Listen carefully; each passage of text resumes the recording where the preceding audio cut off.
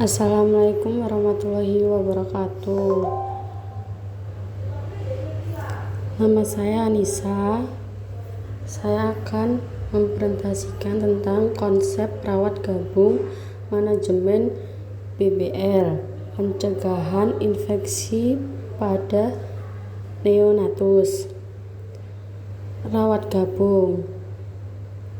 gabung adalah suatu sistem perawatan ibu dan anak bersama-sama pada tempat yang berdekatan sehingga memungkinkan sewaktu-waktu setiap saat ibu dapat menyusui anaknya. Tujuan: memberikan bantuan emosional, penggunaan ASI, pencegahan infeksi. Tujuan pendidikan kesehatan: memberikan stimulasi mental dini tumbuh kembang bayi, memenuhi hak ibu dan bayi untuk selalu berada di samping ibu setiap saat. Manfaat bagi bayi: melindungi bayi dari penyakit infeksi, bayi mendapat makanan sesuai kebutuhan, terhindar dari aspirasi atau masuknya minuman ke salur nafas karena suhu formula, mencegah adanya alergi karena susu formula, melatih bayi untuk menghisap puting dan areola dengan benar, memperlancar pengeluaran mekonium, pertambahan berat badan bayi lebih cepat karena bayi disusui lebih lama. Manfaat bagi keluarga: memberikan peluang bagi keluarga untuk mendorong ibu menyusui bayinya, memberikan kesempatan ibu dan keluarga untuk mendapatkan pengalaman cara perawatan bayi, mengurangi biaya perawatan, mengurangi anggaran belanja untuk pembelian susu formula, kesehatan ibu cepat pulih, bayi jarang sakit. Manfaat bagi ibu dan petugas: aspek psikologi dan aspek fisik. Sasaran dan syarat rawat gabung: ada bayi spontan. Jika lahir dengan tindakan, maka rawat gabung dapat dilakukan setelah bayi cukup sehat, refleksi sebaik, dan tidak ada tanda infeksi. Yang ketiga, bayi yang lahir dengan anestesi umum. Rawat gabung dilakukan setelah ibu dan bayi sadar penuh. Yang keempat, bayi tidak asfiksia 5 menit pertama atau nilai Apgar min 7. Yang kelima, umur kehamilan 37 minggu atau lebih. Yang ke-8, berat badan 2000 sampai 2500 gram atau lebih. Ada tidak terdapat tanda-tanda infeksi intrapartum. Dan yang terakhir, bayi dan ibu sehat. Syarat rawat gabung: bayi, ibu, ruang sasaran petugas. Keuntungan rawat gabung: 1. Menggalakkan penggunaan ASI. Yang kedua, kontak emosi ibu dan bayi lebih dini dan lebih berat. Yang ketiga, ibu dapat belajar merawat bayi. Yang keempat, mengurangi ketergantungan ibu pada bidan. Yang kelima, berkurangnya infeksi silang. Yang keenam, mengurangi beban perawatan terutama dalam pengawasan. Kerugian rawat gabung: yang ke-1, ibu kurang istirahat. 2, bayi bisa mendapatkan infeksi dari pengunjung. 3, dapat terjadi kesalahan dalam pemberian makanan karena pengaruh orang lain. Yang terakhir, keempat, pada pelaksanaan ada hambatan teknis atau fasilitas. Manajemen bayi baru lahir: melakukan penelitian sebelum lahir dan sesudah lahir. Sebelum lahir, apakah kehamilan cukup bulan? Apakah air ketuban jernih atau bercampur mekonium? Sesudah lahir, apakah bayi menangis atau bernafas atau tidak megap-megap? Dan apakah tinus otot bayi baik atau bergerak aktif? Jika bayi cukup bulan, ketuban jernih, bayi menangis atau bernafas, tonus otot bayi baik atau bergerak aktif, maka lakukan asuhan bayi baru lahir normal. Asuhan bayi baru lahir: 1. Jaga kehangatan bayi. 2. Isap lendir dari mulut dan hidung. 3. Keringkan. Yang keempat, pantau tanda bahaya. Yang kelima, klem, potong, dan ikat tali pusat. Yang keenam, lakukan IMD. Yang ketujuh, beri suntikan vitamin KL. 8. Beri salep mata antibiotik pada kedua mata. Yang 9, memeriksa fisik. Yang 10, berikan imunisasi hepatitis B 0,5 mili secara di paha kanan. Konsep dasar pencegahan infeksi pada neonatus. Definisi pencegahan infeksi merupakan penatalaksanaan awal yang harus dilakukan pada bayi baru lahir, karena bayi baru lahir sangat rentan terhadap infeksi. Prinsip umum pencegahan infeksi: berikan perawatan rutin kepada bayi baru lahir. Pertimbangkan setiap orang berpotensi menularkan infeksi. Cuci tangan atau gunakan pembersih tangan, pakai pakaian pelindung dan sarung tangan. Gunakan teknik aseptik. Pegang instrumen tajam dan dengan hati-hati. Bersihkan unit perawatan khusus bayi baru lahir secara rutin. Pisahkan bayi yang menderita infeksi untuk mencegah infeksi nosokomial. Tindakan umum pencegahan infeksi pada bayi baru lahir: mencuci tangan secara sama sebelum dan setelah melakukan kontak dengan bayi. Memakai sarung tangan bersih pada saat menangani bayi yang belum dimandikan. Terus memastikan semua peralatan termasuk klem, gunting, dan benang tali pusat telah didesinfeksi tingkat tinggi atau steril.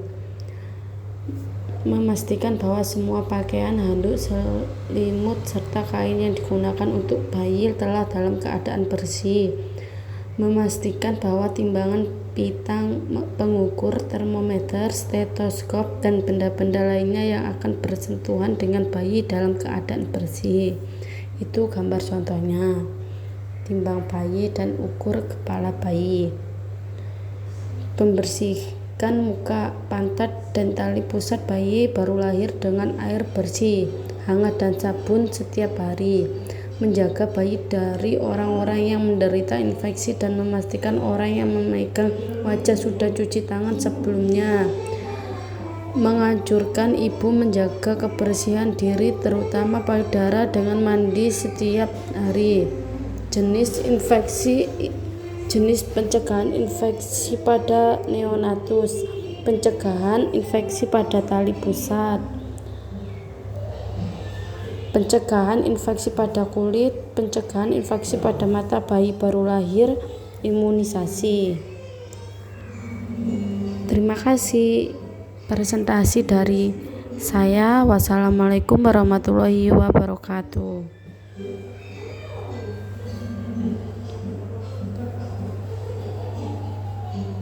Skema adaptasi bayi baru lahir terhadap kehidupan di luar uterus merupakan suatu penyelesaian bayi baru lahir dari dalam uterus ke luar uterus. Karakteristik: yang satu, usia 37-42 minggu. Yang kedua, berat badan lahir 2.500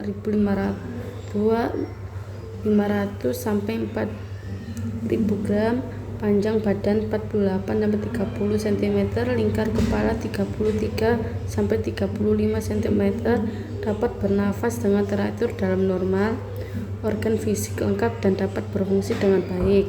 Faktor yang mempengaruhi kehidupan di luar uterus: dirawat antepartum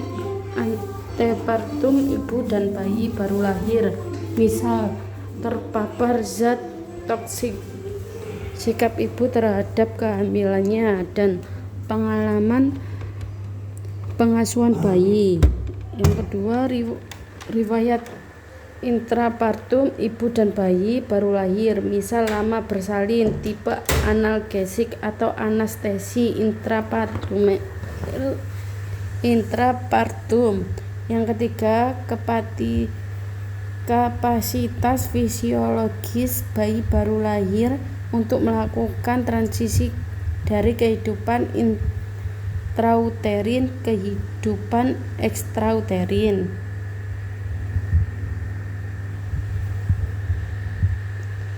Ada masa transisi adaptasi bayi baru lahir, periode adaptasi terhadap kehidupan keluar rahim yang berlangsung selama 1 bulan atau lebih setelah kelahiran. Periode transisi 1. Periode pertama, reaktivitas. Periode ini berakhir 30 menit. Karakteristik pernafasan cepat 80 kali per menit, pernafasan cuping hidung, ekspirasi mendengar dan adanya retraksi menangis kuat dan refleksi menghisap kuat. Terjadi fluktuasi warna dan merah jambu kepucat. Sianosis. Pada periode ini bayi membutuhkan perawatan khusus, yaitu memantau pernafasan dan denyut jantung setiap 30 menit pada 4 jam pertama setelah kelahiran, serta menjaga suhu bayi agar tetap hangat dengan suhu 36,5 sampai 37,5 Celcius. Yang kedua, fase tidur atau tidur pertama. Fase ini merupakan interval tidak responsif relatif atau fase tidur yang dimulai dari 30 menit setelah periode pertama reaktivitas dan berakhir pada 2-4 jam. Karakteristik frekuensi pernafasan dan denyut jantung menurun kembali ke nilai dasar. Warnanya kulit cenderung stabil, terdapat akrosionosis dan bisa terdengar bising usus. Yang ketiga, periode kedua. Reaktivitas periode ini berakhir sekitar 4-6 jam. Setelah kelahiran, karakteristik bayi memiliki tingkat sensitivitas yang tinggi terhadap stimulus internal dan lingkungan. Periode pasca transisi, bayi dipindahkan ke ruang rawat gabung bersama ibu.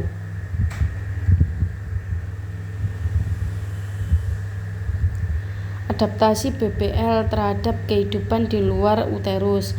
Ada sistem pernafasan, rangsangan pada kulit bayi, tekanan toraks sebelum bayi lahir, penimbunan CO2, kekurangan CO2, pernafasan intrauterus.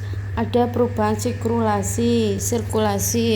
Pada janin masih terdapat fungsi foramen otak, ductus arteriosus botali, ductus venosus aranti, dan arteri umbilicalis. Setelah lahir atau segera menghisap udara dan menangis kuat sampai paru-parunya akan berkembang sampai tekanan dari paru-paru mengecil sampai tekanan dalam atrium sinistris meningkat, dan foramen oval akan tertutup. Ada perubahan termogulasi. Bayi memasuki suasana yang jauh lebih dengan pada saat kelahiran dengan suhu 21 Celcius di kamar bersalin yang sangat berbeda dengan suhu dalam kandungan, yaitu 37 atau 70 Celcius. Ini menyebabkan pendinginan cepat pada bayi saat cairan animion menguap dan dari kulit. Bayi baru lahir kehilangan panas melalui 4 mekanisme, yaitu konveksi, konduksi, evaporasi, radiasi. Perubahan metabolisme glukosa. Setelah tali pusat diikat atau diklem, maka kadar glukosa akan dipertahankan oleh si bayi itu sendiri serta mengalami penurunan waktu yang cepat 1-2 jam. Koreksi penurunan kadar gula darah dapat dilakukan dengan 3 cara, yaitu memulai penggunaan ASI, melalui penggunaan cadangan glikogen atau glikogolisis melalui pembuatan glukosa dari sumber lain terutama lemak atau gluconeogenesis. Ada sistem gastrointestinal. Proses menghisap dan menelan sebelum lahir sudah dimulai refleks. Gumoh dan basuk sudah terbentuk ketika bayi lahir. Kemampuan menelan dan mencerna maka masih terbatas. Meningkat hubungan esofagul bawah dan lambung masih belum sempurna yang dapat menyebabkan gumoh dan kapasitasnya sangat terbatas, kurang lebih 30 Celcius. Yang terakhir, sistem imunologi. Imunitas alami bisa didapat dari tubuh bayi sendiri, yaitu dari sel fagositosis atau neutrofil polimorfomuklear, monosit, makrofag, dan natural killer. Imunitas buatan bisa didapat dari ibunya. Sistem ginjal. Bayi baru lahir mengekresi sejumlah kecil urin pada 48 jam pertama kehidupan, hanya sebanyak 30-60 mili. Kita harus senantiasa ingat bahwa massa abdomen yang ditemukan pada pemeriksaan fisik sebenarnya ginjal dan bisa jadi sebuah tumor, pembesaran atau penyimpanan pertumbuhan ginjal. Presentasi dari saya, Anissa Noviani. Skema. Wassalamualaikum warahmatullahi wabarakatuh.